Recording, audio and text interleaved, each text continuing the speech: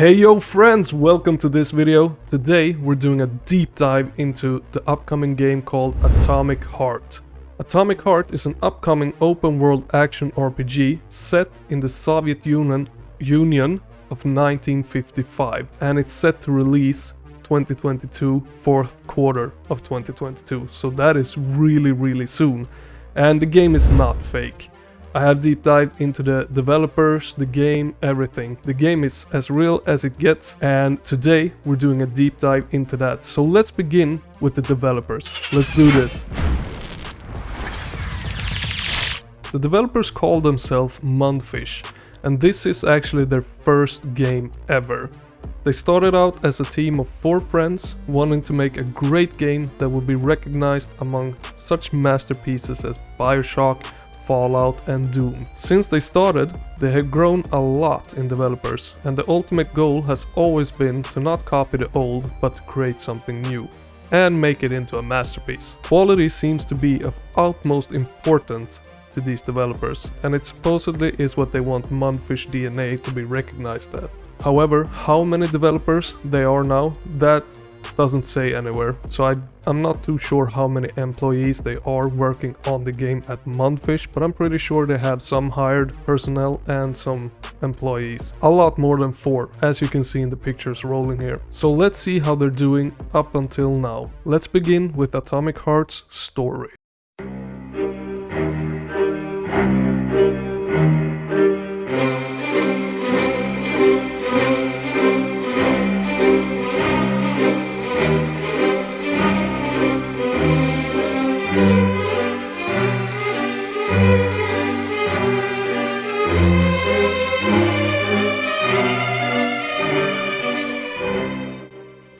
The game is set in an alternate version of the 1950s. The story of Atomic Heart takes place in the Soviet Union, in which robotics and other advanced technologies were developed during World War II. This world isn't far removed from the ideals for which humanity is fighting today. A happy society, the power of science, perfect cities with green sun-dappled parks and town squares. The automation of everyday life, the desire to explore the stars. These things could be right around the corner, but let's take a look at the dark underbelly of this ideal world. What if all this has already happened, and where could it all lead? Robots designed to help humans have rebelled against their creators.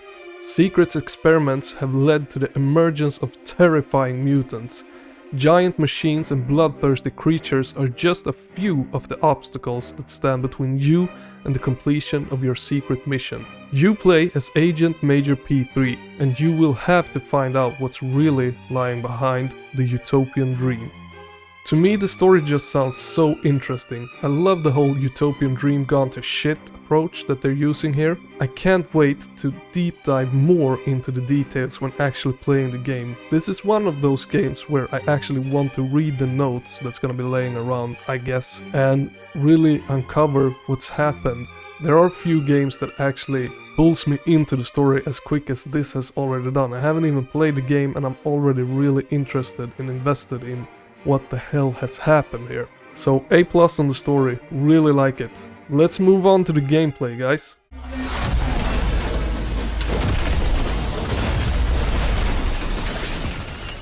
Would you like to get genius abilities or control robots with your mind? So as we can see in the videos, the combat aspect seems to be heavily inspired by Fallout and Skyrim type games. You can basically use anything that you come across as a weapon, and the combat does not just take influence from Fallout, it will also feature some harder, more tactics-based fights influenced by Souls-like games. I'm not a big fan of the Souls-like games. I mean, they look amazing, but the combat is just too hard for me. I don't have the patience for those kind of games, so I hope they haven't implemented this element too much into the game. I'm really hoping, and I hope that there will be some difficulty levels that you can choose before entering the game. However, on top of the regular fighting and shooting combat, you also have a power glove, and that power glove will feature different special abilities such as lighting powers, push, levitation, you know, all those kind of standard elemental damage, magic-ish kind of stuff. As you can see in the video if you look close, he's actually using the glove from time to time. The game will also feature a crafting system for upgrading and tweaking your weapons, such as adding elemental damage and increasing the damage, much like Dying Light, I would say. The developers is also saying that a lot of the environmentals in the game can be used as weapons. I can't find much more detail about that than that statement that they have put out. So as of now, we don't know if they are referring to, you know, these red explosive barrels that you can find in every game, or actual destructible environments where like electric wires will hang off the roof and electrocute enemies or stuff like that. I have no idea actually. We will have to wait and see. The enemies will vary a lot though. All of them will have different behaviors, different design and features that will put your skill to the test. During your mission, you will also come across dungeons and labs that are specific linear areas filled with puzzles, traps and loot. They will act as side missions and are optional, but will feature a great experience all on its own and by some extent required to overcome the tougher challenges that lay ahead in the main story. So, to be honest, the game has seemed to be very ambitious even from the very start.